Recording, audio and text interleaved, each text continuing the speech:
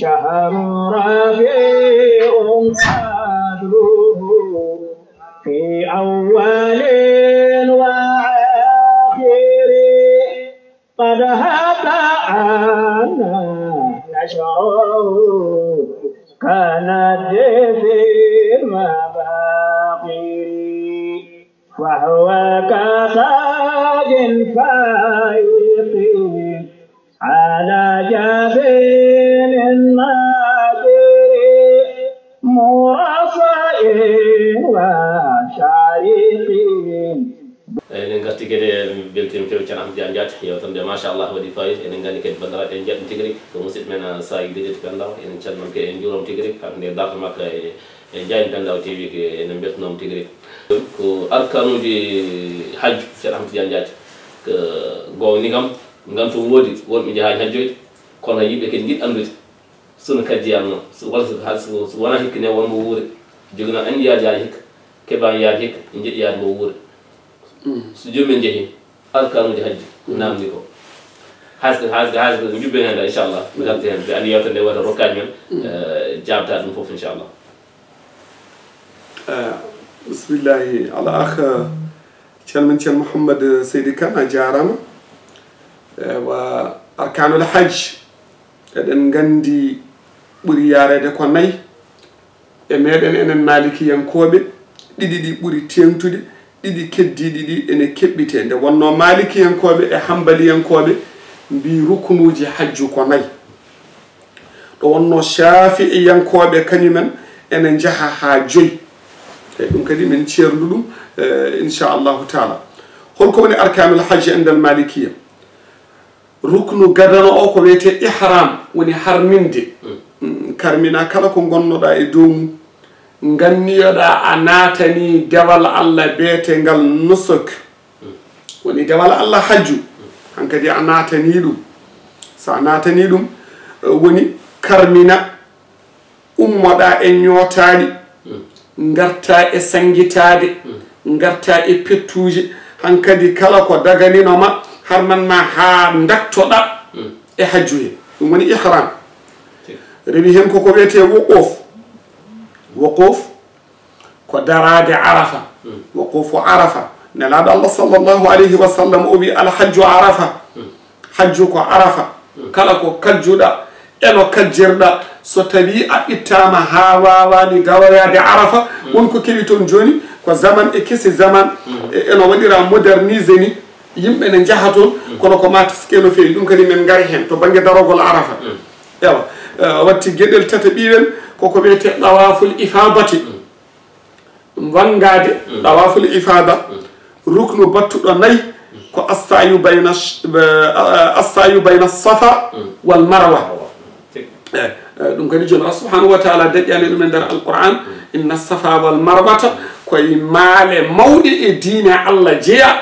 e ɗum noon nelaɗo Allah sallllahu alayhi wa sallam ene sunnini dogde assayu bayna safa wal marwa. ewa so tawi ko malikiyankoɓe ko wiyete ɗawaful ifadati e sayu bayna safa wal marwati so tawi a yejjiti ɗum a waɗani hajjuma bonani aɗa wawi heɓɓitade ɗum ɗon ha hitani endal malikiyyin wa amma to heddiɓe ɓe rukunuji ɗi kala ko goppuɗa hen hajju boni ewa inchallahu taala ɗum noon wa amma ɓe dañani yaade pour gollude ngal ɗo gollal sen ummima e arkanul hajji ɓe dañani yaade golloyde ɗum wonko waɗɗiɓe kamɓene gollude ɗum ɗo tawa baraji hajjuɗi ne keeɓi nde wono jomira subhanahu wa taala wonɗo wiyata lan tanalul birra hatta tunfiqu mimma tuhibbun on keɓata ɗiggere nde Allah foti nde Allah wi e nder deftere Allah nde so wona nafɗum ko ɓurɗon yidde ko ay neɗɗo noon ne yiɗi jawdi wa tuhibbuna al mala hubban jamma nde won noon neɗɗo ne yiɗi jawdi eyyi kadi gueɗe tati ala mo yiɗa ɗum gueɗe tati neɗɗo foof ne yiɗi ɗum kono yiddeɗe ha ɓurta ha wona mofto ha haɗa haqqe Allah haɗa haqqe miskineɓe Allah ɗum kadi ko défaut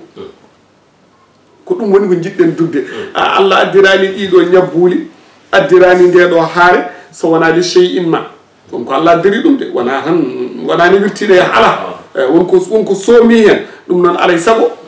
ƴeewen fiftude ɗum no foti fof ɗo e yewtere meɗen weltare taske holno ɗum wayata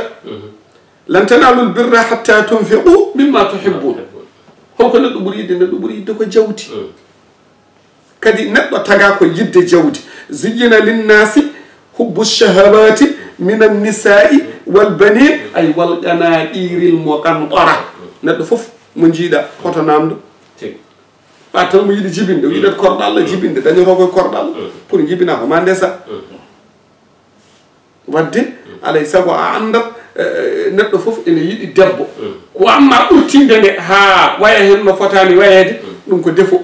e l'islam jaɓani ɗum kala ko ɓurti moƴƴani gueɗel ɗimmiwel ngel ko neɗɗo fof mo Allah tagui wal banin mo yiɗi ɓiɗɗo nde wonno ko ma jibina so tawi jibinɓema ɓe jeehi ɓe jibinɗaɓe so gari tan par sa jaaɓi ka jaaɗo sa salima ka jaaɗo nde wonno ɓeɗo a roni ɗumen ɓeɗo arɓe ko ɓe donanma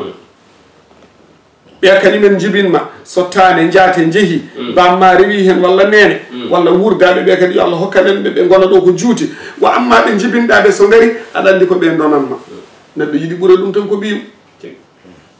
kono sa waɗi ɓiye ɓuuri moni kala ɗum kadi ko défaut l'islam jaɓani ɗum alay sago ganda ka jibinɗo kono heddiɓe ɓiɓɓe julɓe e tagore Allah heddinde ɓedda kadi ko jibinaɓe e ɗum kadi alay sago so neɗɗo waya noon nde wawa wonde tonguiɗo e Allah wi walqanaɗiril muqantara woni yidde jawdi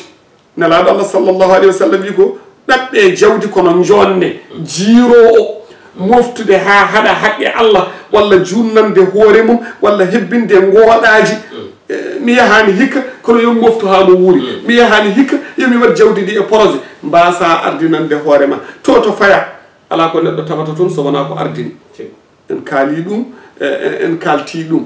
awa ɗum noon ko jiɗɗen wiide tan e nafaqe ko inchallahu taala ɗo e yewtere meɗen weltare taske ko yimɓe gandu jeeyen Pendaw TV ne hokka en fartangi siftinde ɗum ha ganden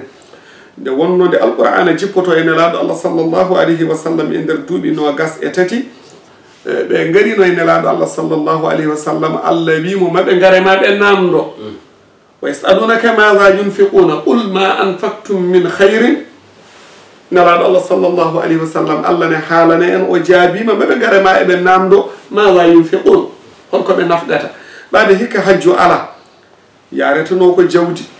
jawdi nawanma yettintuma jogotoma artirtuma ala ko jiiloyinoɗa so wona baraji Allah ɗi nan ɗon maɗa yunfiqun qul ma anfaqtum min khayrin falil walidayn kala ko ena nafƴe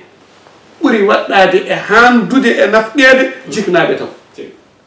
falil walidayn caggal ɗum wal aqrabin jiidaɓe nene e baba yumma ɓadiɓe to banggue enɗam so wonko joguiɗa yo tin hikka a dañani yaade hajju kono ɗum ɗo ko jiilotonoɗa baraji hajju ko aɗa wawi ittude hen darta baraji ɗi keɓa ɗum to Allah e ɓeɗo wal aqrabin caggal ɗum wal yettama al yetimeɓe nan ɗon wal masakin miskineɓe Allah ɓe ngala yiɗɓe holtinde ɓiɓɓe yiɗɓe lajjadi ko juuldi ɓe ngala pasuji corona ne jagguno ɗumen jokiɓe e jokli aduna he fof jeeyen Pendaw TV ene hirjina en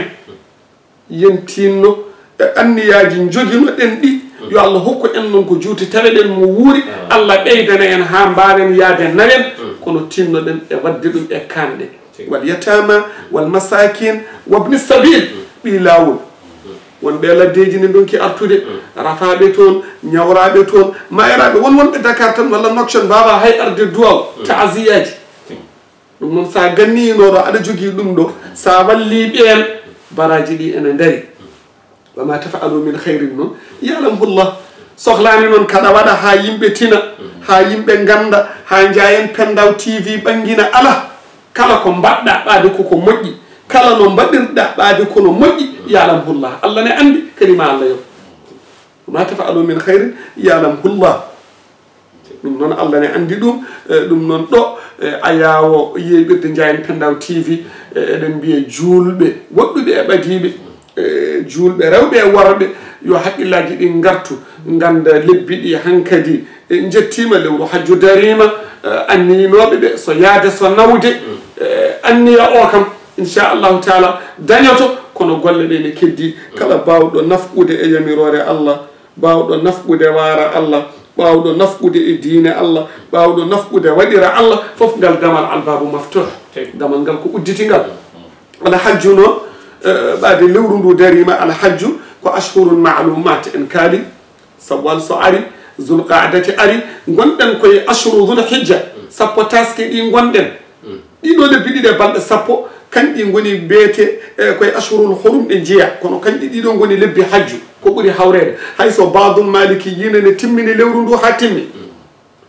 ɗum noon jomiraɗo nde haaldata emen e nder alqur'anil karim ko alhajju ashhurun ma'lumat faman farada fihinna alhajja so tawi Allah newnanima a yeehi a harmini walla Allah newnanima a nawi jomum harmini ha yettima so tawi ko waktu o ene hokkuno jomum yeehi toon fala rafatha